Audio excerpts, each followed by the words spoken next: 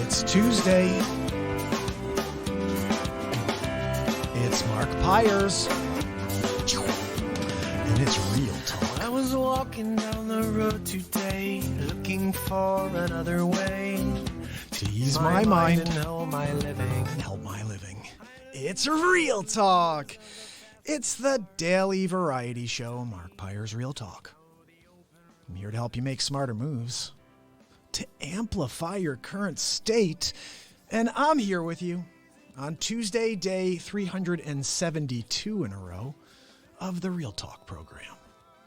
And I'm here to motivate you. I'm here to inspire you this Tuesday because I got to tell you, this year is starting a little shaky for me.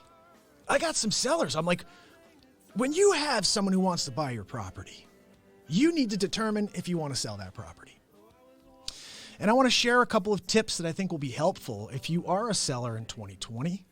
If you are considering selling your property in 2020, I'll share these tips with you in person. And that was one of my colleagues calling me with a counter offer, so I'm going to have to call him back because Real Talk started. So here is the basic gist of it. You have to determine first and foremost what market you are in. Are you in a seller's market or a buyer's market? If you happen to be in a seller's market, then you could have a whole different set of parameters to look at. But I'm going to take specifically the buyer market just so you can get a perspective of what I'm dealing with here in Connecticut. So we are in a market where if a property sells, it's because it was priced accordingly. Most people are not paying more than their emotion will allow. They're paying what market will dictate. You cannot fool a market.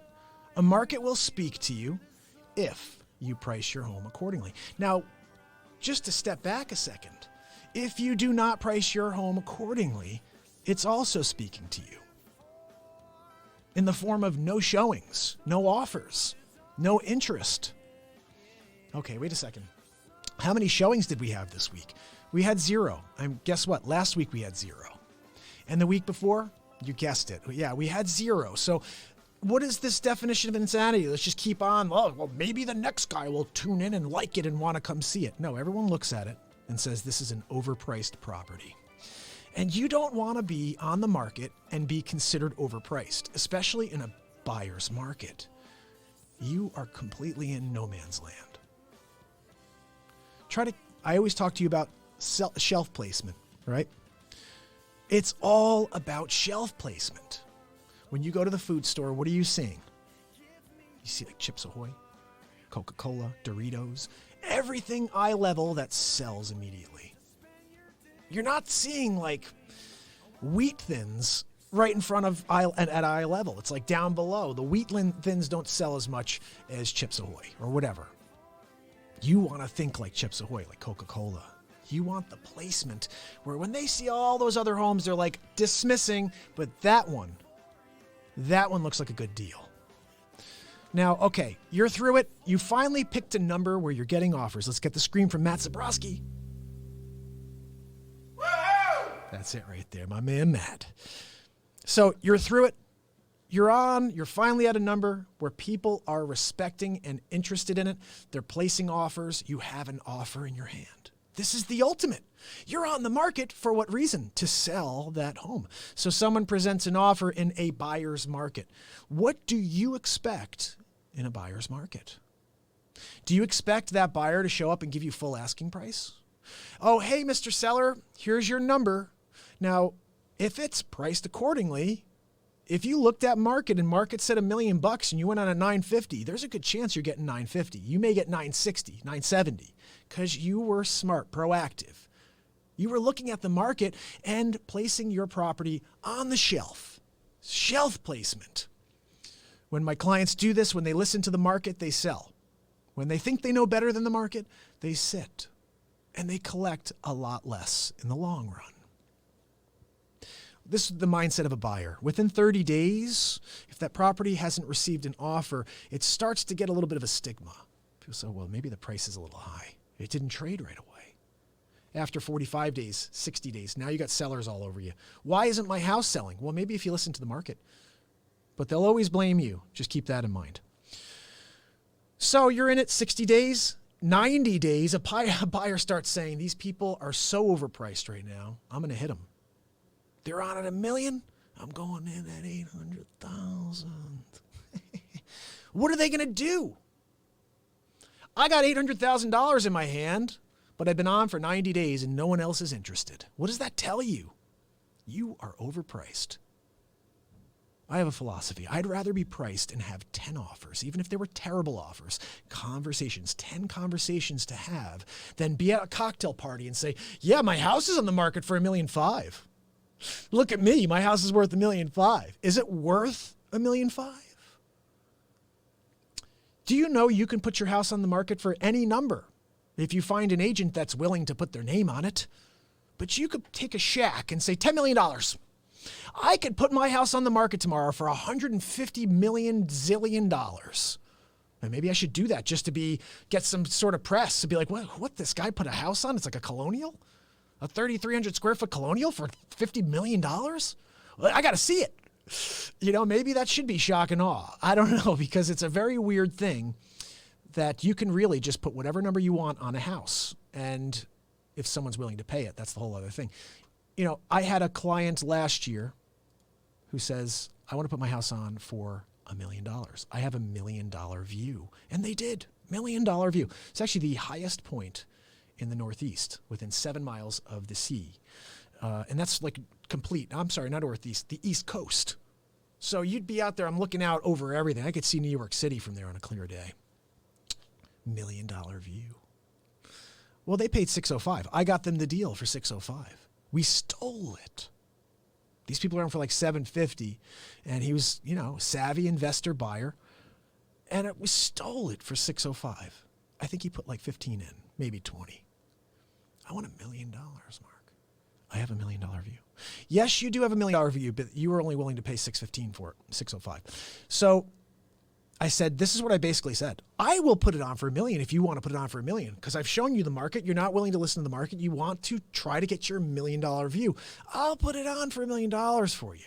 But I'll tell you what, here's my list of conditions. I don't want to hear from you. We're on for a year. I don't want to get calls from you saying, why aren't we getting any showings? Why aren't you doing more open houses? Why haven't you been advertising the home, Mark, more? No. If you put it on at a fair market value and you want to grill me every day, every week, hey, how's my house doing? How many showings do we have? Makes sense. But if I bring you the market says $700,000, and you want to try to gouge someone and get $1 million, don't even call me. Don't even call me. If someone's crazy enough to pay for $1 million view, great. But I think we had 2 showings the entire year. Both parties were like, this is beautiful, but it's like $1 million. I mean, this is not the town that I work in, or this is not one of the towns where you get $1 million. Okay. Unless you have a house that can also justify the $1 million price tag. He had the view, but not the house to go along with the view. Long story short, doesn't sell. I rented the house. Here's the takeaway I want to share with you guys. When I took that listing at $1 million and I told him I don't want to hear from him, I had sold them 2 houses prior, that one and the one I sold his house in Fairfield as well. And I said, I don't want to hear from you. Now, I think what they did, just to kind of get 2 opinions, they called in an agent when they gave me that listing. They heard us both out. Maybe she said she wouldn't do it. I don't know. These were friends of mine, though. So I was like, I'll do it for you, but don't bother me unless you get realistic. So I get a call from that agent maybe 4 or 5 months ago. This is when the lease was coming to an end, like 2 months before the lease was coming to an end. And I'm reaching out because I'm saying, well, we should get this back on the market. For sale, now you're realistic. We could put it on at a right price. Well, apparently they called that agent and they decided to list it with her. And I realized I should have said no. I should have said no to the $1 million view. But they were friends of mine, previous clients for 2 deals. So it's like, yeah, of course, whatever you want to do, just don't bother me with the fact that you know where the market is and you want to try to dictate a market. It doesn't work that way. Well, she winds up with the listing a year later. This is what happens in our business. People just go from agent to agent. And when someone who not only gives you the market, provides you with a renter for a year, usually you get the listing back. But I have a feeling they look back at it and said Mark couldn't sell it. No matter how that conversation went at the beginning when I told them, you guys know the market is $700,000 and you want to go on at $1 million. Don't bother me with it. Just let me know when you're realistic and we will market it and we'll sell it. Well, Mark couldn't sell that house. It reminds me of 5 years ago, I took a listing for $15 million. But this guy was an investor. He had just purchased it for 8.9. He bought it for $8.9 million after 6 years. For 6 years, this property was on the market in New Canaan from like 20 million all the way down 7 million, and then it went up to 11, 12. It sold for 8.9, and within 3 months, this guy puts it back on the market for 15 million. Guess what he did? Put some grass seed out. Put a little bit more grass seed. Cut down some trees and put down some grass seed. My suggestion as the listing agent when I met with him was to renovate the house. If you want to try to get $15 million for something when you just paid 8.9, it has to look different. Any buyer is going to walk through and say, wait a second, your client just paid 8.9 and what did they do? Well, they had a landscaper come by and just laid down some grass seed. $7 million? That house is still on the market. This was 5 years ago, guys. That guy also destroyed my confidence for a long time. They say something I didn't know about this at the time when I took this listing, but it was such a huge opportunity. To take this opportunity, I was like, I couldn't say no to it. What if you sold a $15 million property? Like, who would say no to that? And was I discouraged that he paid 8.9 and then wanted 15? No. Not at all. I was like, okay, I'm going to try to get you 15. I'm going to do my best to go out there and get the market to see this at 15. Everybody looks at it and says it just traded for 8.9 4 months ago. And then they put grass seed down. So long story short, that one will probably always be there. It won't go anywhere. But for the year, I had these weekly phone calls with Hong Kong. I'm on with Hong Kong, 10 o'clock at night, my time, 10 o'clock in the morning, their time. Every Sunday. I'm in my pajamas, ready for bed. This is way pre-Real Talk. And I would be looking through my Skype at a room full of people, between 4 and 6 people every single week. And each of them would have a pad that'd be barking orders at me. You can't sell anything. You can't get 15? You're not a good realtor. Like crazy stuff. Then I read this thing about Singaporean businessmen that they'll squeeze you dry. You know, I felt it, guys. A full year, just getting bombasted constantly. You didn't sell it yet? What else are you going to do? Wait, I want you to go and shoot more drone photography. And you need to do another event. This was the thing, events. They wanted me to do an event like every month. And first of all, the crazy thing is, hey, by the way, buddy, we're not helping you at all. This is all on you. All on you. We just paid 8.9. We want you to just do events and get 15 for us. But wait, what changes did you make? Well, we threw some grass seed down. That's why it's still on the market. Guys, you cannot fool people. And when someone tries to fool another, you're definitely not selling then. You just burned a bridge. What do you think? You know? I believe this world is about transparency. Selling real estate's about transparency. Why do you think you have disclosures? You have property disclosures so someone knows what they're getting into. So just keep all this in mind, guys. Especially, remember, when you are selling a home, whatever market you're in, you have to pay attention to your out. Don't focus on the dollars and cents. If you get someone close enough, what is that difference?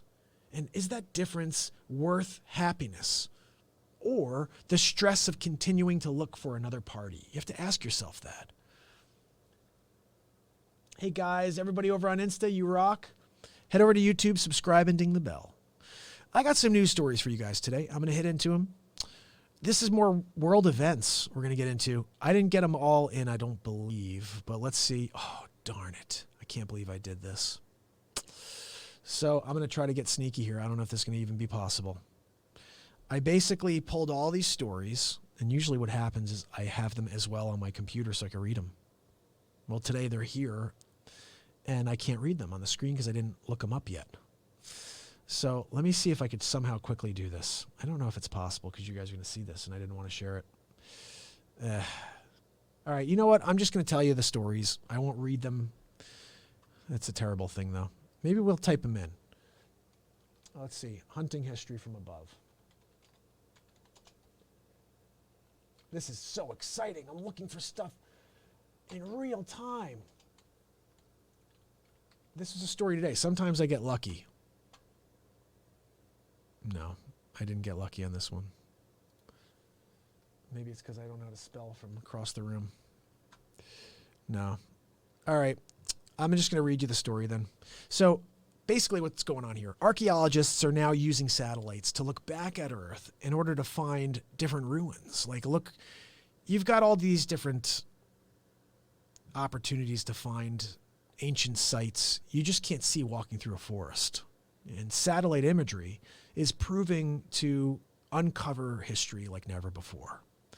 Now, usually I would share this story and read it word for word for you, but this is not working. I'm going to try to type this one. Archaeologists. See, I'm sitting like 10 feet away from my... Come on, really? And I don't have my glasses on either. And it's still not coming up. Really? It says archaeologists hunting history from above. Is this it? I found it! All right, guys. Petra, the famed ancient city hidden deep in the craggy canyon in southern Jordan, is one of the world's most renowned archaeological sites. Filled with temple ruins and tombs carved into stone, its grandest treasure, Indiana Jones. No, I'm just kidding. You guys remember this from Indiana Jones? Let me see if I can show you a photo of this. It's Petra. It was that cool scene in Indiana Jones and the I forget which one it was.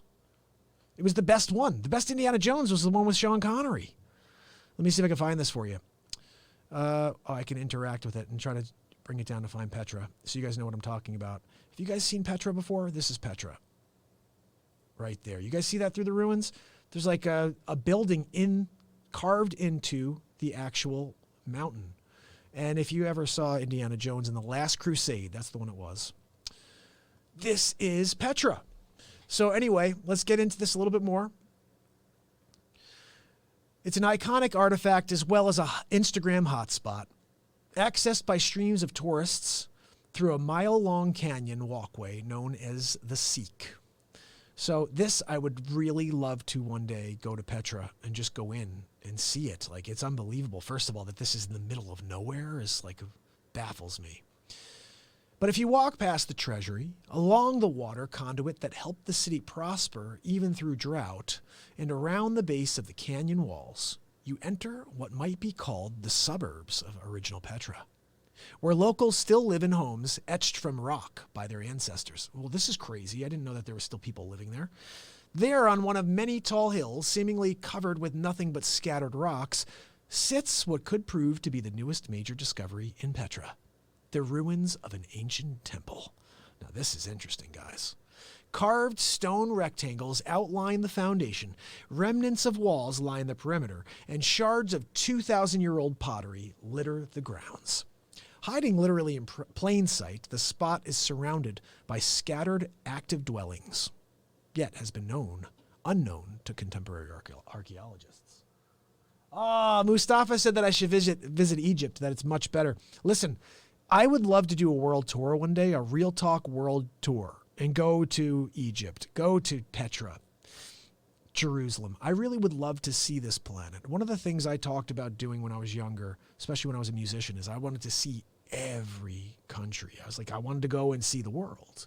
I want to, even if it's just for a day, I want to go and experience it. I know every place you go, you need like a week, but if I could spend a week every city, it would be like amazing.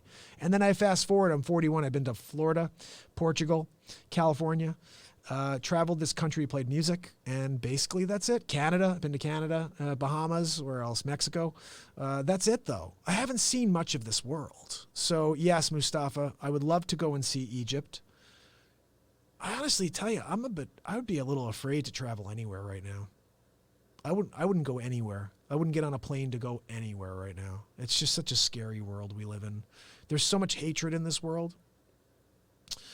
And especially going over to Europe right now would be a scary thing. I wouldn't do it. I would not do it unless I had somebody protecting me. Like, that's crazy. I hear so many crazy stories, and I don't know if any of them are true, but the stories alone scare me, and I'm not going anywhere. I'm staying here. I'm staying behind this microphone.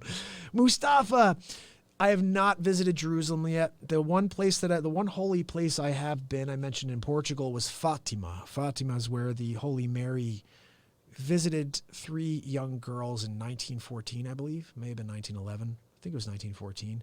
And she laid out 3 prophecies. The future. I believe that they all came true. The last one was never released. It was a letter that was never released. One pope died when he read it.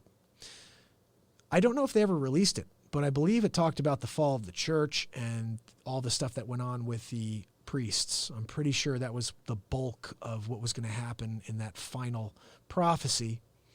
And look, we're right in the middle of that right now, right? I mean, realistically, I'm here promoting positivity on this channel. I'm here to tell you guys that if we are good to each other, we will find ourselves in a much better position than if we are out there only thinking about ourselves. And that is sort of the same background that religion is coming from. They want you to give love. They want you to care for each other and to help each other when you need help. But then the rest of it has gotten so convoluted. As soon as man gets involved in managing it, you guys ever heard of the Council of Nicaea? Has anybody ever heard of this? Council of Nicaea, I believe this is it. It was a gathering, I want to say at the end of the 1st century, and all of the priests, cardinals, bishops, whatever they were, they got together and they went through all of the books of the Bible, and they got rid of a lot of stuff, guys. They were like, this one doesn't make Jesus look like he's like Jesus. It makes him look like he's human. Let's take that one out. Ooh, yeah, that story doesn't paint us in the best light. Let's get that one out too. Because remember, what started as a great idea becomes hurting. We're going to hurt people. We're going to get them all to believe this, or they can't get to that, the keys to heaven. I control that. We control that here at the church now. They can't get in without us.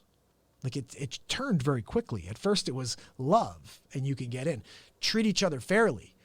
Do unto each other as you would do unto yourself. What is that one? Do unto others as you would do unto yourself, as you want unto yourself. Whatever the heck that phrase is, where did it all go? It's like, no, you got to think about all this other stuff. And if you don't think what I think, you can't get in. I really believe, regardless of what faith is your faith, if you are a good person and you go through your life helping and wanting others to thrive, I don't see how anybody can stop you from going to the next level.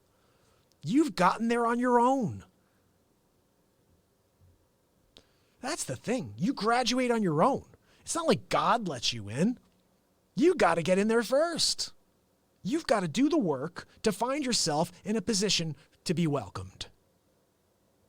That's it. What do you think? You're going to stand back and say, oh, well, I believed, so now I'm going. Well, did you wrong people? Did you steal from that guy? Did you cheat on her? Did you do this? You're not going anywhere, buddy, just because you believed something. This is the problem. Oh, just come here and just repent, and you're fine. We'll let you in. What? So I can go do bad and then come here and just repent, and you'll let me in just because I believe? Rotten person just goes through life killing people, murdering people, and then comes in and says, I'm sorry. I'm sorry. You have to forgive me now. I don't think it works that way, guys. How common sense, how would that make sense? If there is a judge at the end who's looking at your life and the entire time you were a jerk and you killed people and you stole and you were deceitful and villainous, but you went back to church and I repented, let me in. No, I'm sorry. It's who you are while you're here that plays in the afterlife. Not that I did it all and then I went and I repented. I went and I asked the priest to forgive me. Like, and this is the problem. Like, we're all like, no, that's fine. If you do that, you're fine. Just come in. Well, you're fine now. It doesn't work that way. Your day, what you do every day matters. And I told you, I don't think that there's someone there keeping track. I think it's the world around you that judges you at the end. Do they have a sadness in their heart when you are no longer on this planet? That is the one question on the list. And then there's lots of other small ones, but the most important one is, what kind of is there any somber feeling for this individual? Does anybody care that breath of life has ceased to exist? Because if they do, that, I believe, is the pathway. You've affected real emotion in another. You know, we talk about how powerful our minds are. Imagine a group of people so large, missing someone, loving someone, and appreciating the time they got to spend with that person. That's powerful. Maybe that's what God looks at the end. Well, what did everybody think? Well, 90% liked this guy. 10% didn't like him. Well, let him in. This guy was a jerk.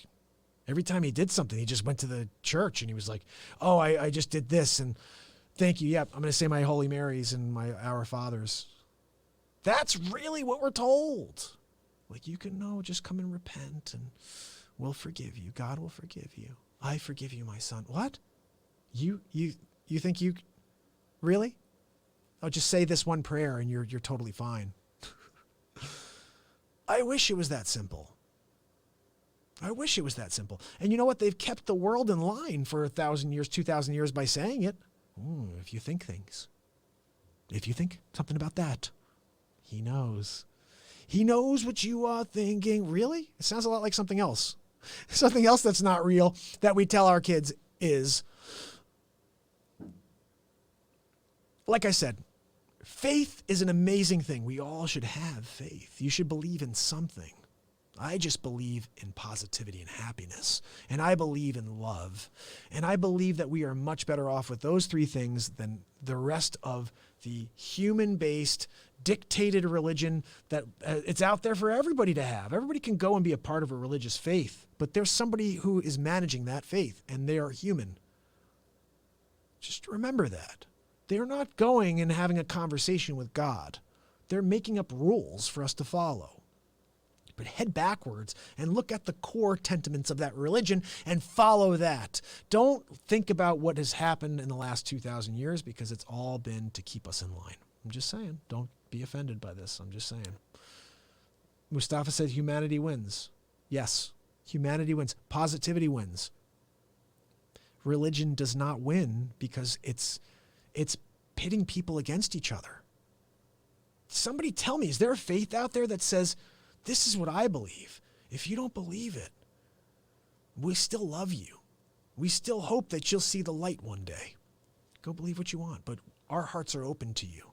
I feel like this new age way of living is love what I love. If you don't, I can kill you, or I can hate you if you don't believe the same thing as me. And I think that's a slippery slope.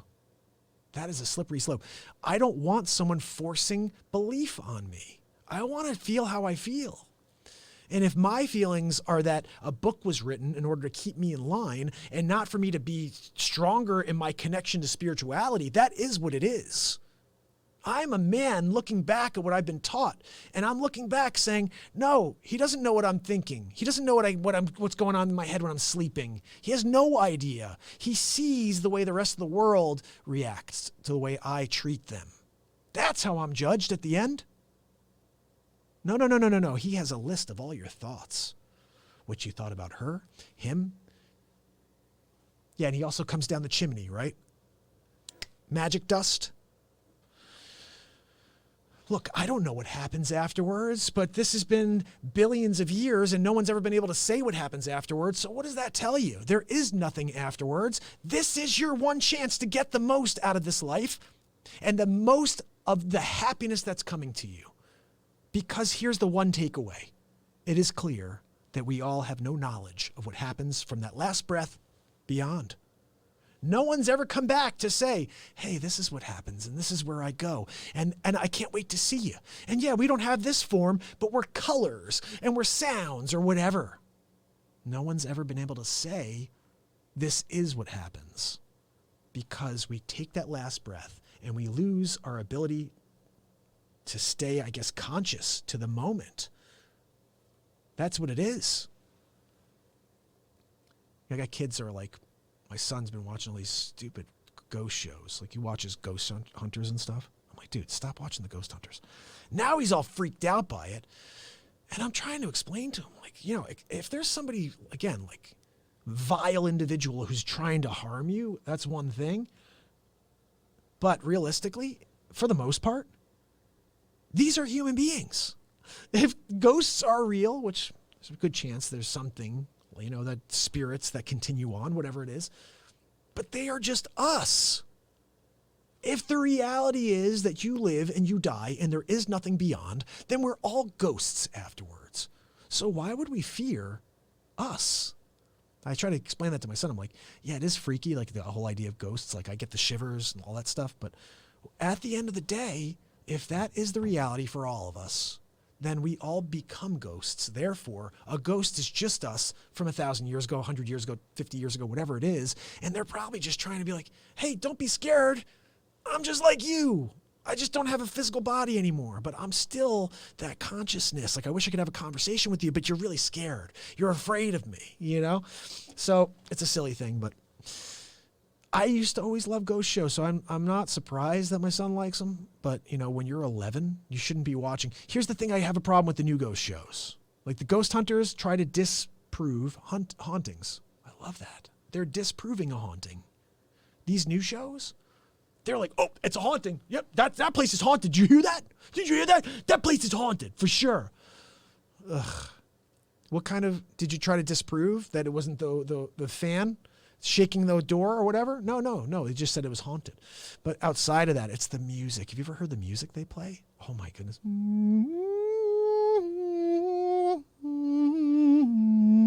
Like, what's going on?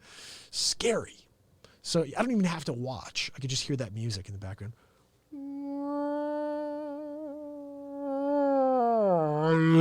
Like, what's going on? And that's what my kid's watching. Anyway, I had some more stories for you guys. It's killing me because I'm not able to actually share them with you. Maybe I can. Let's see. The second one here, actually, this is more just talk here. Dozens arrested for deliberately starting the wildfires in Australia. And I just want to ask these 24, dare I say, mentally challenged individuals. Like, what is with somebody starting a fire? Not that 24 people started these fires. They've been arrested, thank God. But they've already had 19 deaths. Hundreds of thousands of people have been displaced.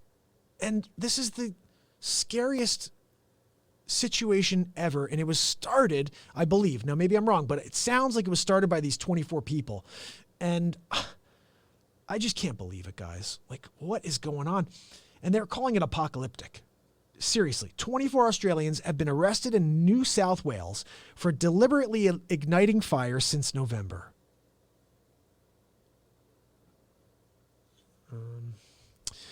So basically, guys, I can't read this. I mean, I could put my glasses on, I guess, to see a little lower, but a little bit closer. But 24 people started these fires, guys. I mean, this is just appalling, unbelievable. So hopefully they get maximum jail time. All right, so this one was, I was trying to get you guys this story here. So they had this, actually maybe I could play this for you because I can't see it. They talked about how after this attack, the attack that we had in Iran on the foreign minister, what was his name again? You guys know what I'm talking about? I'm about to tell you. Mohammed Javed. No, this is a different guy. Basically, their foreign minister came out and said, you better watch out, U.S., we're coming after you. And what's scary about this is, and now this isn't, you see everything is just not working right today, guys. Now let's just forget about it then. Basically, they asked a bunch of Iranian Americans what their thoughts were on the attack on taking out this guy. And there was one person that thought that it was, that it was a scary thing because they had family there. But for the most part, every single person that's living in what they call Tehran Angeles, basically it's a large group of Iranians that live in Los Angeles. And for the most part, they were saying that this is a massive victory for Iranians, that the people in Iran feared this guy and that he was a horrible human being. And they said it's a really good thing that he's not on this planet anymore. So I am hearing so much. This goes back to what we're talking about, fake news, dealing with this, like the political system and everybody trying to pin each other against each other. I want to hear from Iranian Americans. I want to hear from people who are intimately aware of what it's like to live in Iran under this regime. And if you watch this clip, which I don't think I can get to work, maybe I can. I'm going to try to do something here real quick. I'm going to refresh the browser. Let's do this. Ready? Here we go. I'm going to play this for you because you want to hear what these people have to say. I do. It's going to play an ad for us first, of course.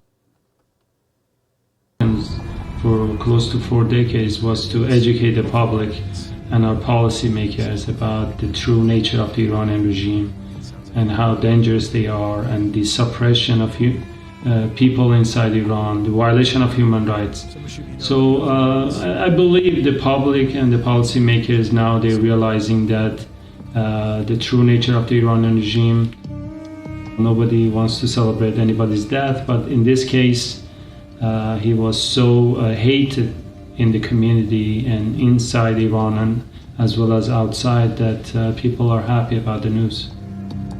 The Iranians in Los Angeles mostly are against this regime and therefore they are for the killing of this type of terrorists. Khamenei is crazy, Trump is crazy, I mean, our life is at stake, I see that they're sending troops and these are lives that they're jeopardizing. A lot of people are thinking it's a distraction away from impeachment.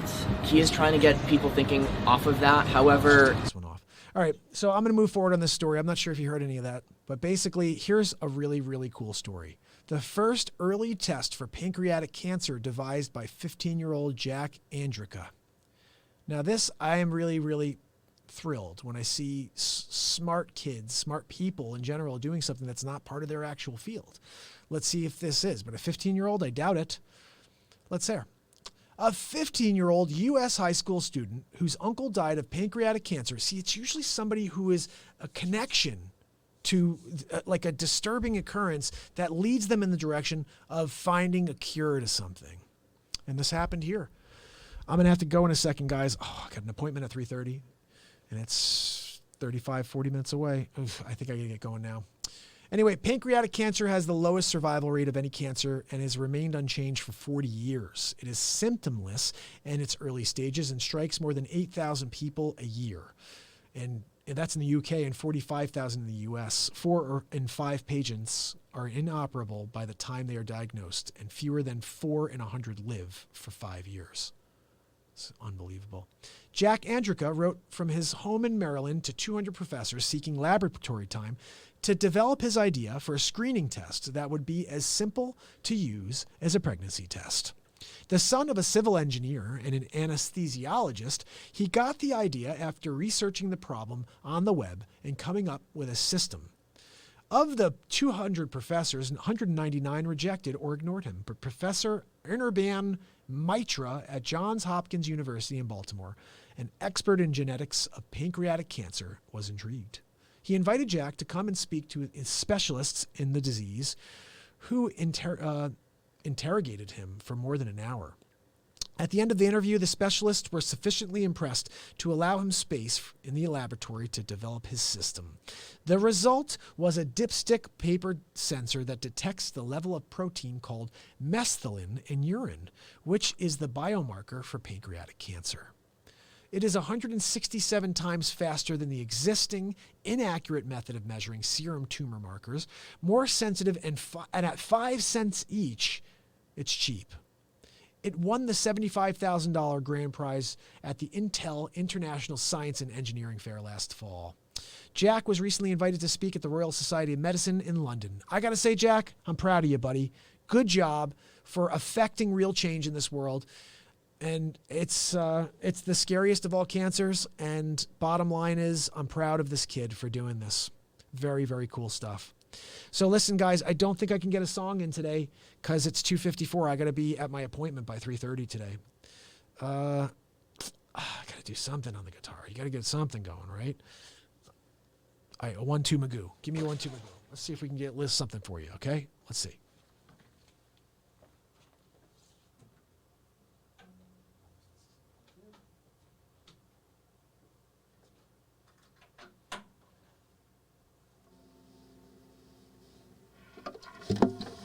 All right, this should work. Yeah, we got something going on.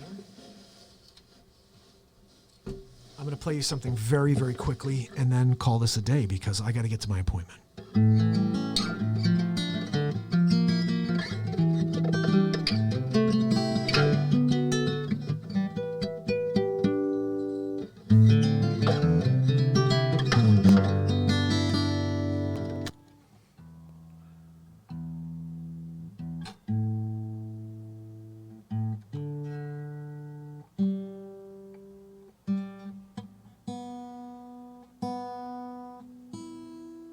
I left this thing out here last night. So it's got a little bit of room on it.